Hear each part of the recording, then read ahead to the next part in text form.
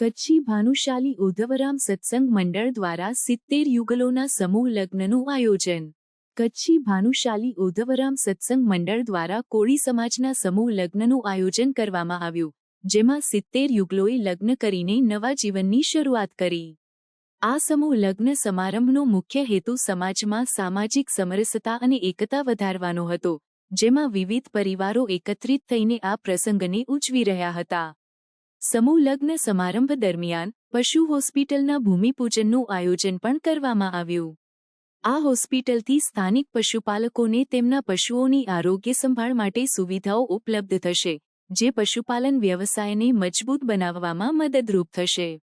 આ કાર્યક્રમમાં સમૂહ લગ્ન દ્વારા સમાજના નબળા વર્ગોને આર્થિક સહાય અને સમર્થન આપવામાં આવ્યું, જેથી લગ્નના ખર્ચનો બોજ ઘટાડવામાં મદદ મળી। આ પ્રયાસથી સમાજમાં સહકાર અને સહાયની ભાવના વિકસિત થઈ રહી છે, જે સામાજિક એકતાને મજબૂત બનાવે છે। કચ્છી ભાનુશાલી ઉધવરામ સત્સંગ મંડળના આ પ્રયાસો દ્વારા સમાજમાં સામાજિક સમરસતા અને સહકારની ભાવના વધારી રહી છે। આવા કાર્યક્રમો દ્વારા સમાજના વિવિધ વર્ગો વચ્ચે એકતા અને સમરસતા વધે છે, જે સમાજના સર્વાંગી વિકાસ માટે મહત્વપૂર્ણ છે।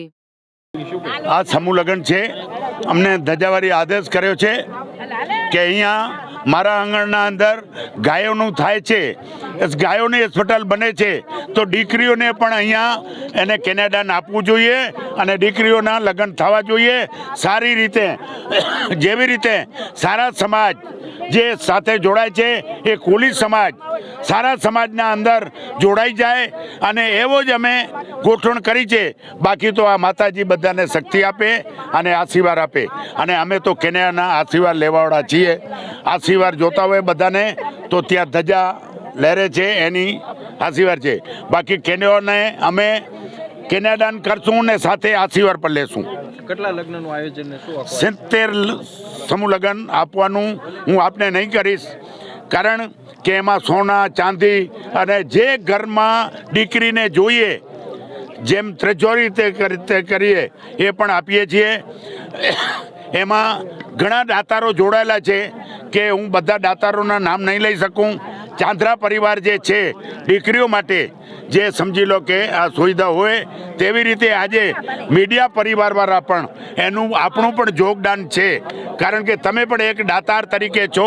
જો આ હોસ્પિટલને ગાયોને આ દીકરીઓના લગ્નના માટે તમે આ બધું કવર કરો છો, તો હું બધા ચેનલોને બધા પેપરો મિત્રો મંડળોને હું બધાનું ખૂબ ખૂબ આભાર માનું છું। આજે ખાસ વિશેષતા તો અમને એ લાગે છે કે આજે અહીંયા મોટા ભવ્યમાં ભવ્ય ત્રિવેણી સંગમનું અહીંયા સંગમ થયું છે। મા આશાપુરામાં તો સાક્ષાત બિરાજેલા જ છે, પ્લસ અહીંયા ગૌ માતા, અને ગૌ માતાનું સ્થાન તો અહીંયા મોટામાં મોટું આપવામાં આવ્યું છે, પ્લસ એની સાથે મોટી હોસ્પિટલનું પણ આજે ખાતમુહૂર્ત થયું છે। અને ત્રીજી વાત તો કન્યાદાન એટલે મહાદાન। એમાં પણ આજે આ બાપુએ એક સિદ્ધ કરી રાખ્યું છે કે અમે કોઈ નાત જાતનો ભેદભાવ નથી રાખ્યો।